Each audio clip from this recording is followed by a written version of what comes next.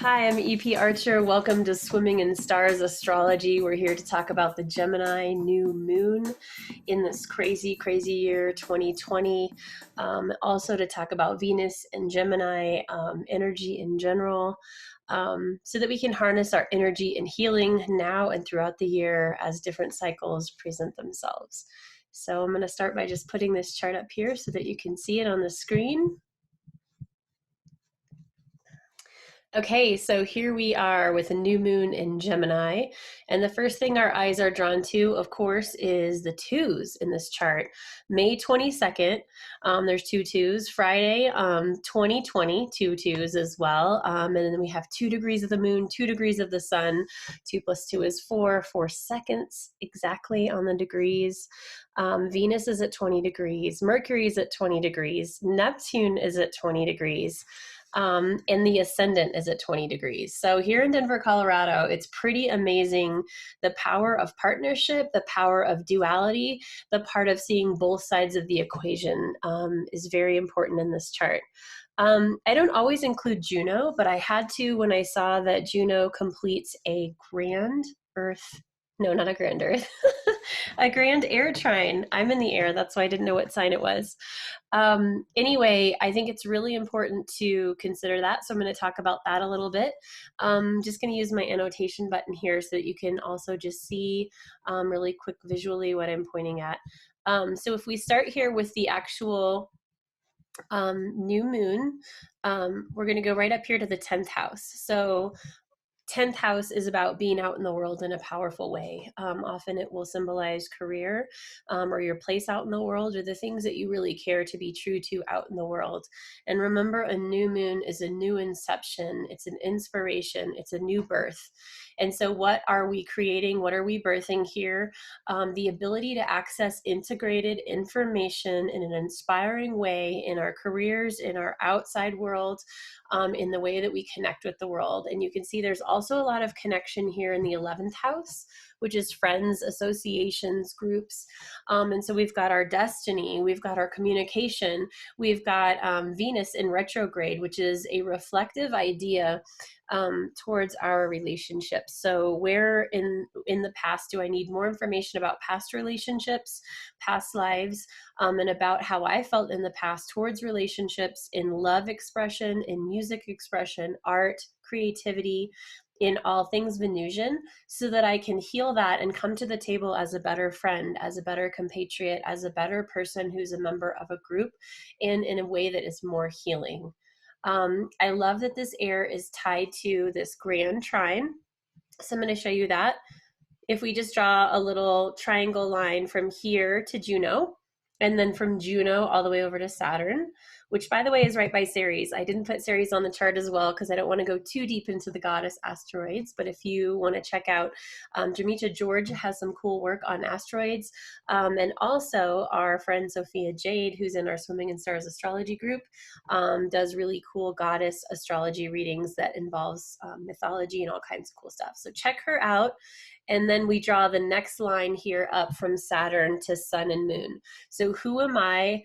Who am I emotionally? Where am I at my deepest core? I'm going to align that with a marriage. And what is the marriage to? Well, we're in the second house, which is the house of self-worth, the house of value, the house of dignity, the house of what I have to offer the world. I'm going to marry the idea of being cardinal in my harmonic union with myself so that I wanted to say marryable, but so that I have something to offer a deep partnership. And then Saturn in the 6th house, Saturn has moved into Aquarius. He's retrograde, so he's going to come back to Capricorn here.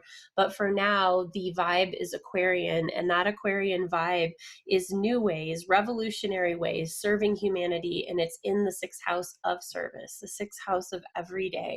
So how can I revolutionize my structure for serving humanity? I love this chart.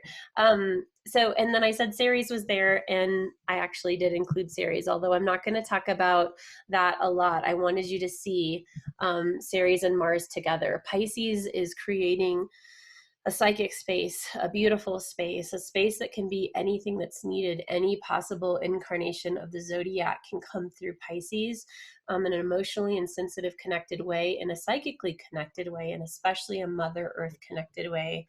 So with Ceres there, creativity in partnership and being able to go deep and take action towards that together is a huge theme. And I think it's really unified with the Gemini themes that we have as well. Okay, so I also want to point out a couple other little things in the chart here, and then feel free to post questions on this or start a discussion or a private message or whatever you need to do as far as harnessing this for yourself. And I'm going to just circle the top of the chart there. So we've got Taurus at 12 degrees. And then we have Uranus and Taurus. And I always think of Uranus and Taurus, which it's going to be there a while. It's quite a few years. It's almost a dichotomy, right? Taurus is manifestation of grounded peace. It is refusing to change things that bring harmony to the self, and especially to the self-worth and the self-value. And Uranus is about turning everything on its head. So Uranus likes to be in things like Aquarius or in things like Aries, where we have a fire or a revolution or something's going to happen to pull things apart. So as we've departed that age of Uranus and Aries, where things were being burned and violent things were happening because people just aren't listening to their souls and they're not listening to what nature would ask. Now we're in nature with Uranus and Taurus. And so there might be upheavals to our health, which we're all experiencing right now, upheavals to nature and animals, and our connection with people in a sensual way, in a way that is connected through our bodies. We're all separated a bit. And so what this is in the ninth house is asking you to expand your idea of how you connect to humans and how you connect sensually through your body and how you connect in a healing and manifesting way.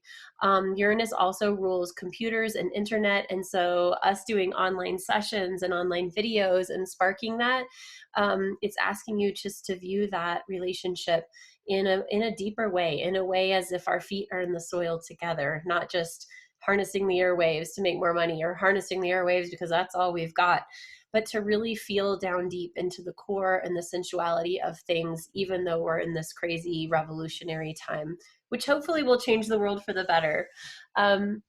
I haven't mentioned the rising sign, but Leo rising puts all of this in a perspective of unconditional love, being out in the world in a way that you give and receive unconditional love. Is that possible if you don't love yourself enough? Is that possible if you're overcritical, if you're in the dark place? Of course, it's possible to receive it, but for it to be an exchange and a cycle, it's really important for us to be in a core place where we can express love for ourselves and for others.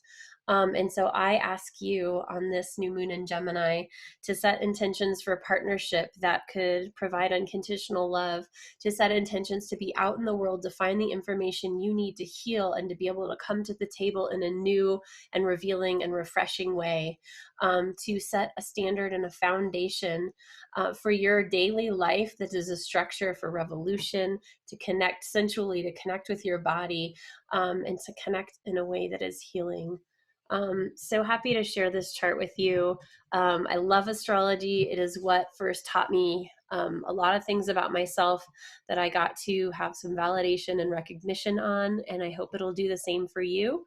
My name's EP Archer. You can find me on the Swimming in Stars astrology page on Facebook.